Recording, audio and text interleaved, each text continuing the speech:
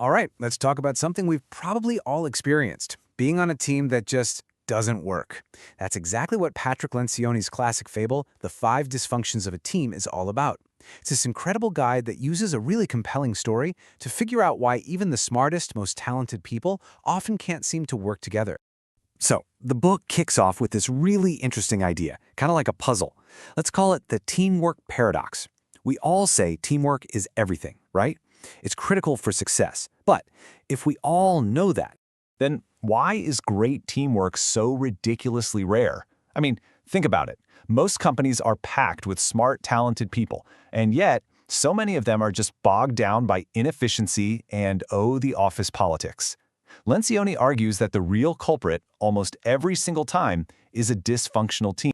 And this quote really nails why this matters so much. Lencioni's whole point is that teamwork isn't some soft, fuzzy, nice-to-have skill. No way! He says it's the ultimate competitive advantage. Why? Because it's just that powerful and it's just that rare. It's the one thing your competition can't just copy. okay, so to really bring this to life, the book walks us through the story of a company. It's a fictional company, but I'm sure it'll sound familiar. On the surface, they look perfect, but underneath, things are seriously falling apart. So let's meet Decision Tech. I mean, on paper, these guys had it all. A star-studded executive team, a business plan that was supposedly shatterproof, and more funding than they knew what to do with. But what was the reality? Total chaos. Morale was in the gutter, they were blowing past every deadline, and politics were just poisoning everything. And right into the middle of this disaster walks our protagonist, Catherine Peterson. Now get this, she's 57, a retired executive from the auto industry. You know, old-school manufacturing. She seems like the last person you'd pick to run a hotshot Silicon Valley startup. But there was one very specific reason she was brought in. She had a reputation for building unbelievable teams. So the group she takes over, they don't even call themselves a team. They're just the staff. That pretty much tells you everything, right? And what a crew. You've got Jeff, the old CEO, who would rather do anything than face conflict. Then there's Mikey in marketing. Super talented, but a chronic complainer. And Martin, the tech genius who's completely checked out. Yeah, a total recipe for disaster. So Catherine knows she can't just let this simmer. She has to get all this dysfunction out in the open.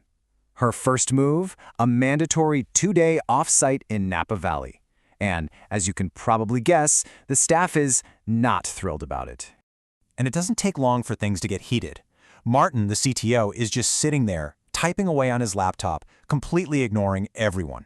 Catherine stops the whole meeting and calls him out right in front of everyone. Boom. She just set a brand new rule. When you're here, you're here. You've got to be present. Then she drops the bomb. She looks them all in the eye and gives her diagnosis, and it is brutally simple. She tells them, the problem is you are not functioning as a team. Just like that. It completely cuts through all the corporate speak and the excuses, and it perfectly sets the stage for her to explain why. And that diagnosis is what leads us to the absolute core of this book. Catherine lays out this simple but incredibly powerful model that shows them exactly what's gone wrong. And this is it, the 5 dysfunctions of a team visualized as a pyramid. Now, it's a pyramid for a very specific reason. Each dysfunction builds on the one below it. The whole thing is built on a foundation, and if that foundation is cracked, well, the whole structure comes tumbling down. And that foundation, the root of all the problems, is an absence of trust. Now, let's be really clear about what trust means here. This isn't predictive trust, like, I trust you'll get your report in on time. This is what Lencioni calls vulnerability-based trust. It's that gut feeling that you can be completely open with your teammates, that you can admit a mistake, say I don't know, or ask for help, and know that no one's going to use it against you. And this was exactly the problem at Decision Tech. Their meetings were just awful. So slow, so boring, nothing ever got done. And you want to know why? Because no one felt safe enough to be vulnerable. Nobody would risk throwing out a crazy idea, or challenging the CEO's opinion, or just admitting they were confused. Everyone was too busy protecting themselves to actually solve any problems. Okay, so if you don't have that trust, that solid foundation, what happens next? What's the immediate consequence? Well, it leads straight to dysfunction number 2, a fear of conflict. And look, we're not talking about nasty personal attacks or office drama. We're talking about the good kind of conflict. That passionate, unfiltered debate about ideas, that's where the best solutions come from. But if you don't trust the people in the room, that kind of honest debate just feels way too risky. And once you have a fear of conflict, the rest of the dysfunctions just fall like dominoes. Think about it. If people are too afraid to debate, what happens? They don't truly commit to decisions. They just kind of nod along in the meeting to avoid friction. And then what? Because nobody's really committed, they start avoiding accountability.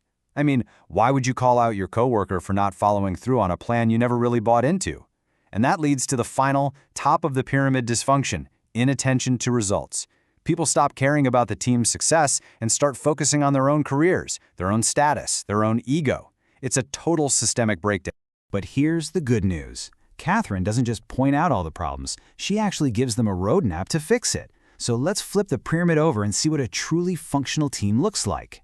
And man, the difference is just night and day, isn't it? Functional teams, they don't hide their mistakes, they talk about them. Their meetings aren't boring, they're full of passionate debate. They don't create confusion, they get real clarity and buy-in. And they don't just let things slide, they hold each other accountable. Most of all, they're focused on one thing: winning together. So how do you actually start building this? Well, to tackle that top-level dysfunction, inattention to results, Catherine gives the team a single, crystal-clear collective goal. Not something vague like increase profits. No, she gave them a number: acquire 18 new customers by the end of the year. All of a sudden, everyone on the team knew exactly what winning looked like. And this brings up a really tough but super important point. Sometimes building a great team means making hard decisions.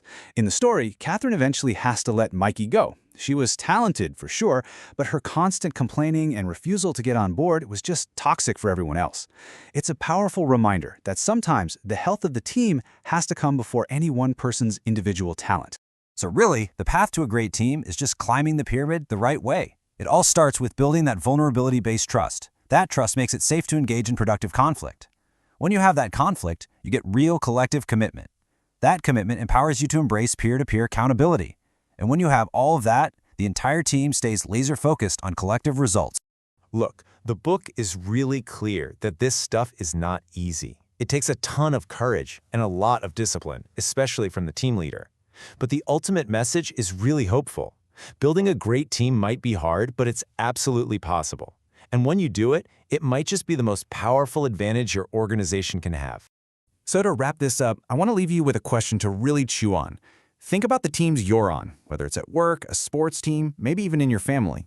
Which one of these 5 dysfunctions is holding your team back? And more importantly, what's one small step you could take to start fixing it?